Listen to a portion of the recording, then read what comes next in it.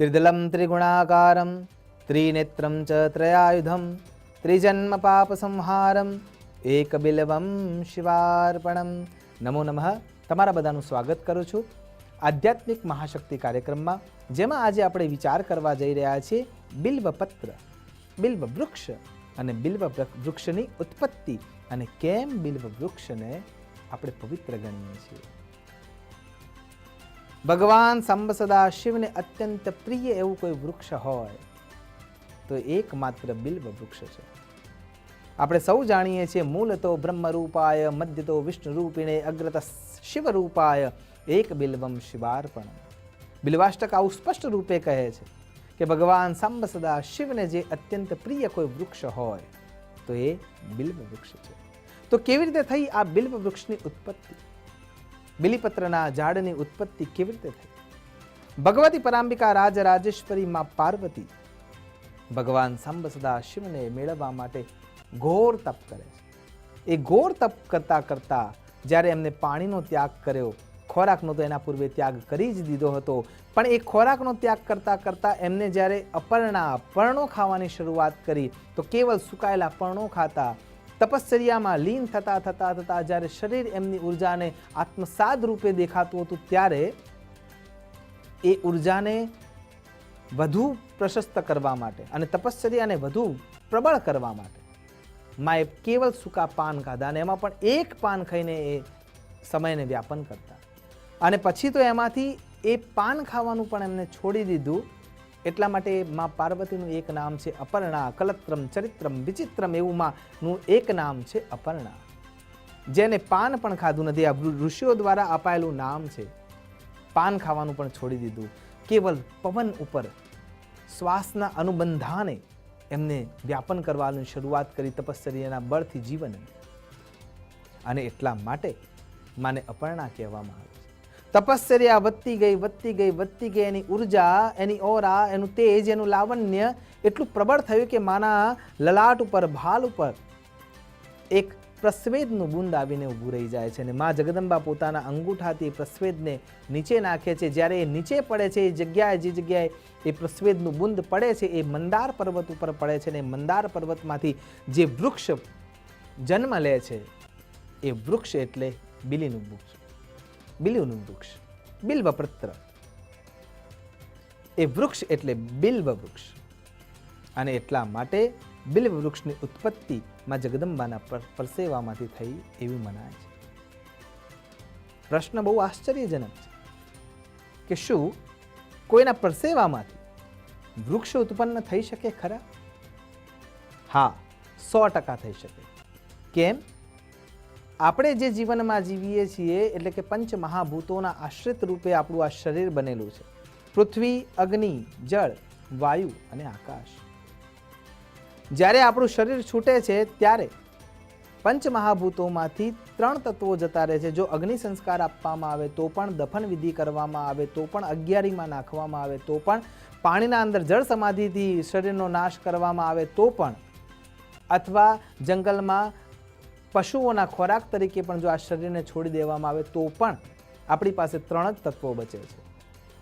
એ 3 તત્વોમાંથી બચેલા તત્વોમાંથી કયા તત્વો જતા રહે છે? તો સૌથી પહેલું તત્વ જતું રહે છે અગ્નિમાં. જ્યારે અગ્નિ સંસ્કાર આપવામાં આવે ત્યારે અગ્નિ તત્વ જતું રહે. જળ તત્વ બળીને વાયુમાં વિલીન થઈ જાય એટલે કે અવકાશ તરફ જતું રહે. અને જમીન તત્વ જમીન તત્વમાં મળી જાય છે.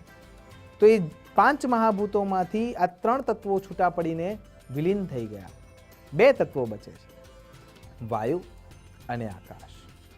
તો જેમ જેમ દેવોનું તપ વધતું જાય છે એમ એમ આ 3 તત્વોમાંથી એ દૂર થઈને એમની પાસે કેવલ 1 અથવા 2 તત્વો બચે છે. એક છે વાયુ અને આકાશ. અને એનાથી જ એ તપને વધારતા રહે છે. જેમ જેમ એ તપમાં અપગ્રેડ થાય છે, એમનું તપશ્ચર્યાનું બળ વધતું જાય છે, એમ એમ એમાંથી પણ તત્વો ઓછા થતા જાય છે. જેમ કે બ્રહ્માજી કેવળ માનસથી પુત્રની ઉત્પત્તિ કરતા હતા અથવા સંસારની ઉત્પત્તિ કરતા હતા. એટલા માટે એમના માનસ પુત્રમાં નારદજીનું નામ છે. એ રીતે જોવા જઈએ તો અગ્નિમાંથી પણ સંતાનો આપણને મળ્યા છે. દ્રૌપદી અને દૃષ્ટદ્યુમ્ન એ અગ્નિમાંથી ઉત્પન્ન થયા છે. એ રીતે જોવા જઈએ તો ભૂમિમાંથી માં સીતા ભૂમિજા રૂપે ઉત્પન્ન થયા છે.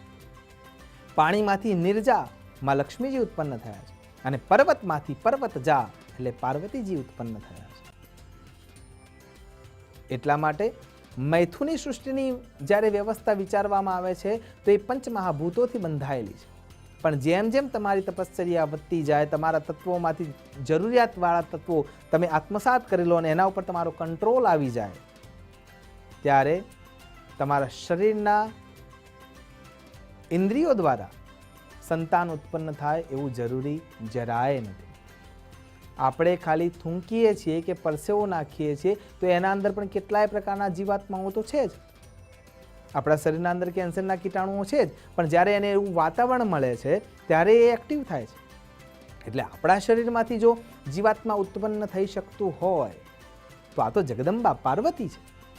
એમના પરસેવામાંથી બિલ્વ વૃક્ષ ઉત્પન્ન થઈ શકે છે, થઈ શકે છે અને થઈ જ શકે છે. એટલા માટે શાસ્ત્ર એવું કહે છે, સંશય આત્મા વિનશ્યતિ.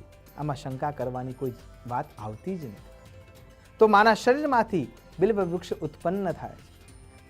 બિલ્વાષ્ટક સ્પષ્ટતાથી કહે છે, લક્ષ્મ્યાઃ સ્તનત ઉત્પન્નમ મહાદેવસ્ય ચ પ્રિયમ બિલ્વ વૃક્ષમ પ્રયચ્છામિ એક બિલ્વમ શિવાર્પણમ.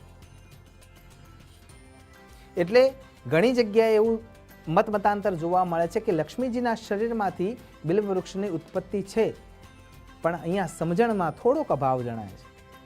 ભગવાન સાંબ સદા શિવની અર્ધાંગિનીમાં પાર્વતીના શરીરમાંથી જ બિલ્વ વૃક્ષ ઉત્પન્ન થયું છે. તો પછી બિલ્વાષ્ટક લક્ષ્મ્યાઃ સ્તનત ઉત્પન્નમ મહાદેવસ્ય ચ પ્રિયમ આમ કેમ કહે? આપણે આપણી અર્ધાંગિનીને લક્ષ્મી તરીકે જ પૂજીએ છીએ, લક્ષ્મી તરીકે જ બોલાવીએ છીએ, લક્ષ્મી તરીકેનું જ સંબોધન આપીએ છીએ અને લક્ષ્મી તરીકે જ સ્વીકારીએ છીએ. એમ ભગવાન સાંબ સદા શિવે પણ પોતાના અર્ધાંગનાને લક્ષ્મીનું જ બિરુદ આપેલું છે. અને એટલા માટે અહીંયા સ્પષ્ટતાથી એવું સમજાય છે કે લક્ષ્મ્યાઃ સ્તનત ઉત્પન્નમ, તો એ કેવળ અને કેવળમાં જગદંબા પાર્વતીના શરીરમાંથી જ ઉત્પન્ન થયેલી વ્યવસ્થા છે અને એમાંથી જ બિલ્વ વૃક્ષનું પ્રાદુર્ભાવ થયો છે. હા, ભગવાન વિષ્ણુ નારાયણના આયુષ્યની વૃદ્ધિ માટે લક્ષ્મીજીએ તપશ્ચર્યા કરેલી, અનેક પ્રકારની ભગવાન સાંબ સદાશિવની પૂજા અર્ચના કરેલી, ને એમાંથી પણ એક વૃક્ષ ઉત્પન્ન થયું છે. એને પણ બિલ્વ વૃક્ષની ઉપમા આપવામાં આવી છે, પણ બિલ્વ વૃક્ષ સાચા અર્થમાં ભગવતી પાર્વતીના શરીરમાંથી જ ઉત્પન્ન થયું છે. અને એટલા માટે અહીંયા સ્પષ્ટતાથી એવું કહે છે કે લક્ષ્મ્યાઃ સ્તનત ઉત્પન્નમ મહાદેવસ્ય ચ પ્રિયમ બિલ્વ વૃક્ષમ પ્રયચ્છામિ એક બિલ્વમ શિવાર્પણમ. ત્યાંથી આગળ ખાલી વિચાર કરીએ તો એ બિલ્વ વૃક્ષના પાનો જે ઉત્પન્ન થયા છે લક્ષ્મીજીના શરીરમાંથી, એટલે કે મા પાર્વતીના શરીરમાંથી, અને એ ઉત્પન્ન થયેલા પાનથી જ્યારે ભગવાન સાંબ સદા શિવને આપણે અભ્યર્થ કરીએ છીએ, અર્ચના કરીએ છીએ, આરાધના કરીએ છીએ, તપશ્ચર્યા કરીએ છીએ, પૂજા કરીએ છીએ, ત્યારે એ ખુશ થાય છે. અને એમાં પણ કેટલા બધા પ્રકારના દેવો વાસ કરે છે. આગળ બિલ્વાષ્ટક સ્પષ્ટતાથી કહે છે, મૂલતો બ્રહ્મ રૂપાય મધ્યતો વિષ્ણુ રૂપિણે અગ્રત શિવ રૂપાય એક બિલ્વમ શિવાર્પણ. જેના મૂળમાં ભગવાન બ્રહ્માજીનો વાસ છે, મધ્યના થડના ભાગના અંદર ભગવાન શ્રી હરિનારાયણનો વાસ છે, અને પાંદડાઓ અને શાખાઓમાં ભગવાન સાંબ સદા શિવનો વાસ છે. અને જેમ દેવ તત્વ બિલ્વ વૃક્ષમાં પ્રવિષ્ટ છે, એમ દેવી તત્વ પણ બિલ્વ વૃક્ષમાં પ્રવિષ્ટ છે.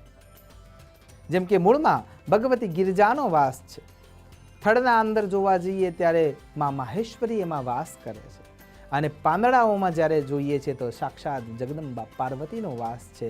એના ઉપર આવતું જે ફળ છે અને બ્રાન્ચીસ છે, શાખાઓ છે, અને એના અંદર આવતું જે પુષ્પરૂપનો આગળનો ભાગ છે, એમાં માં કાત્યાયનીનો વાસ છે. અને એટલા માટે જ્યારે માં જગદંબાની તપશ્ચર્યાના પાક રૂપે જે પ્રસ્વેદ ઉત્પન્ન થયું ને એમાંથી જે બિલ્વ વૃક્ષનું પ્રાદુર્ભાવ થયો ને, એટલા માટે બિલ્વ વૃક્ષ અત્યંત પવિત્ર છે. અને આગળ સ્તોત્ર એવું સ્પષ્ટતાથી સ્વીકાર કરે છે, સ્પર્શનમ બિલ્વ વૃક્ષસ્ય દર્શનમ બિલ્વ વૃક્ષસ્ય, દર્શનમ બિલ્વ વૃક્ષસ્ય સ્પર્શનમ પાપનાશનમ અઘોર પાપ સંહારમ એક બિલ્વમ શિવાર્પણમ.